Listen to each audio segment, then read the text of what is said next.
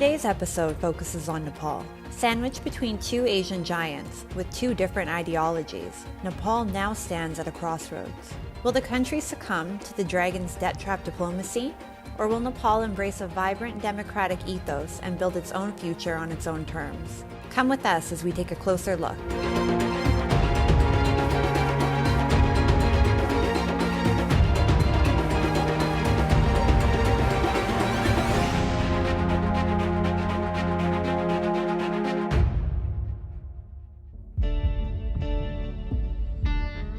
Nepal walks a tightrope as competitive diplomatic maneuvers between China and the United States intensify in its small but strategically significant location. The tug-of-war between the two major economic and military powers aimed at augmenting influence in the Himalayan nation intensified as a large Chinese delegation visited Kathmandu recently. The joint statement released post-extensive talks suggested that meetings were largely focused on the Nepal general elections scheduled to be held later in the year. In what has been highlighted by many as undermining Nepal's sovereignty, Beijing has managed to persuade Kathmandu to sign an agreement which will allow China to keep a close and constant vigil over Nepal's legislative and governing standpoints. Experts say China is also concerned about the declining dominance of the communist parties in the country. In order to achieve its long-term objectives and advance its expansionist ambitions, Beijing wants to see a government in power in Kathmandu that is in line with its ideological leanings. China appears concerned that Nepal's communist parties may lose elections and may lose their, standing in the power dynamics and may lose their position in the parliament, where they were the largest party during the last elections. So I think it's quite worried about November elections. On the other hand, the United States has become increasingly involved in the Himalayan nation. The United States' $500 million USD assistance under the Millennium Challenge Compact, which was ratified by the Nepal Parliament recently, is a major setback to China's overly intrusive diplomacy. The grant assistance of $500 million USD would be used to strengthen Nepal's energy transmission and road development projects. This particular development has rung alarm bells in China's power corridors. Since then, China has shown a special interest in Nepalese issues. In the recent delegation-level bilateral engagement, China pledged to expeditiously pursue projects related to the BRI, or Belt and Road Initiative. Deemed as the modern-day Silk Road, these projects were signed as far back as 2017, but have yet to see the light of day.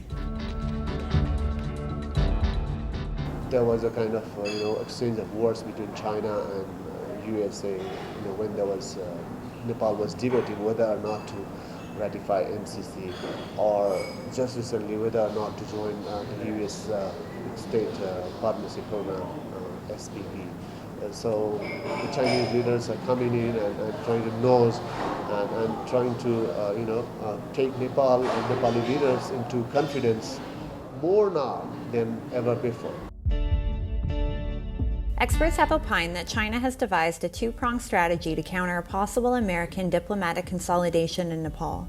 1. China will unleash information warfare tactics against Washington. 2. It will pursue Nepalese political developments in order to have who China considers to be favorable leaders at the helm of affairs in the country. The general elections in November will be crucial to the future course of diplomacy. However, the tide doesn't seem to be favoring Beijing. With its debt-trap diplomacy receiving negative publicity and its missions in different countries facing a popular backlash, there is no denying that China is responsible for some major investments in Nepal and other similar small, underdeveloped countries. However, the loans China provides are tagged with massive interest rates, which eventually result in countries falling into the never-ending debt loop. Sri Lanka has suffered the consequences. Experts predict that Pakistan might meet a similar fate. In such circumstances, one can only hope that Kathmandu somehow preempts China's moves and turns to more reliable, open, and democratic alternatives like the United States and India.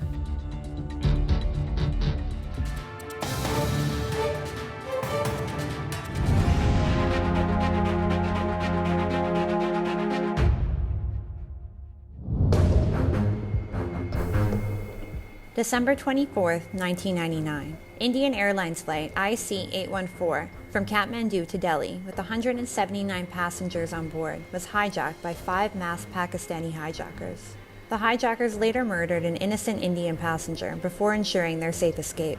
Parked in Afghanistan, the terrorists with hostages in the plane successfully negotiated the release of terrorists who were imprisoned in India. One of them being Masood Azhar, who later founded the terrorist organization Jaish-e-Mohammed. After being released, the Pakistan-based Masood Azhar masterminded several terror operations, including the attack on Indian Parliament in 2001 and the Pulwama attack in 2019. In 2018, the intergovernmental body, Financial Action Task Force, the FATF, acting on India's insistence, listed 8 Pakistan-based terror groups as entities of concern, including Jaish-e-Mohammed.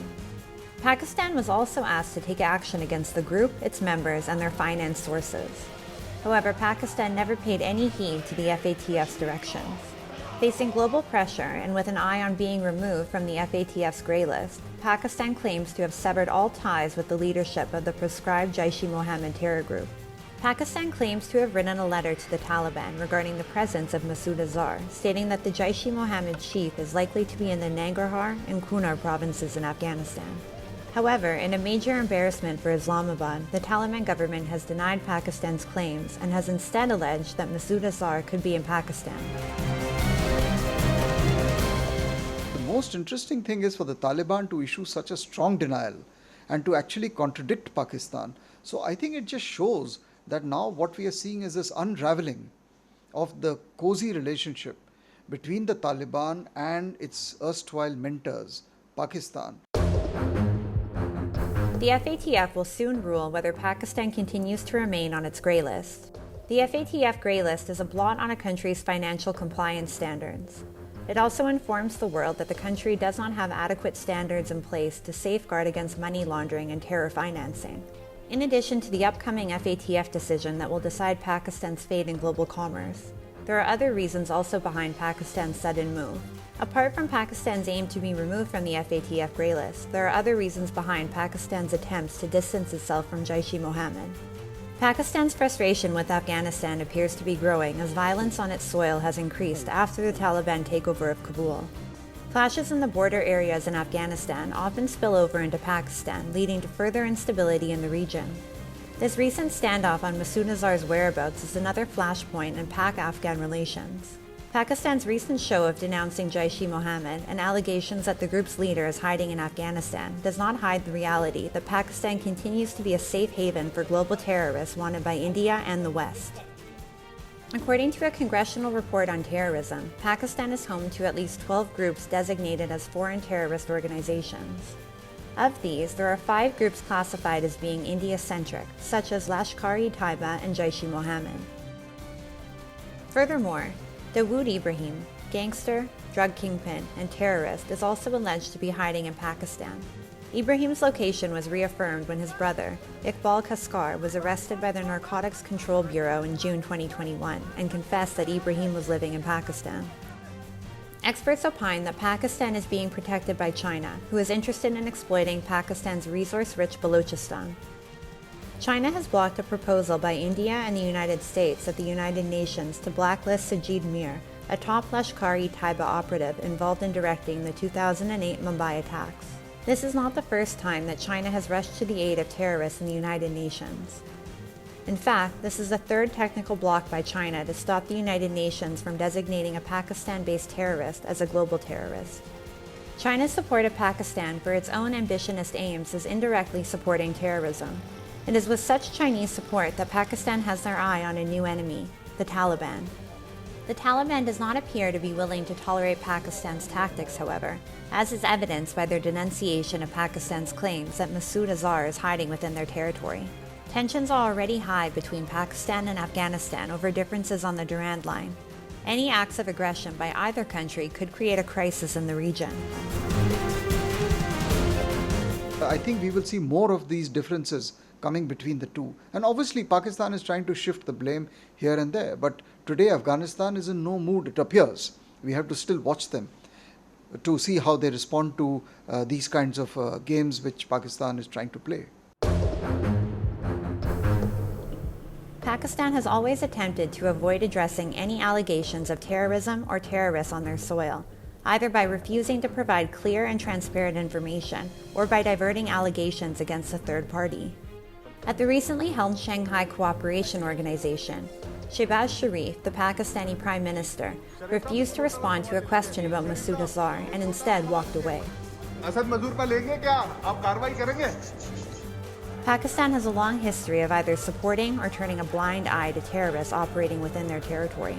While the current Pakistani government appears to want to shy away from addressing any such allegations, India and the West will ensure that the country is held accountable.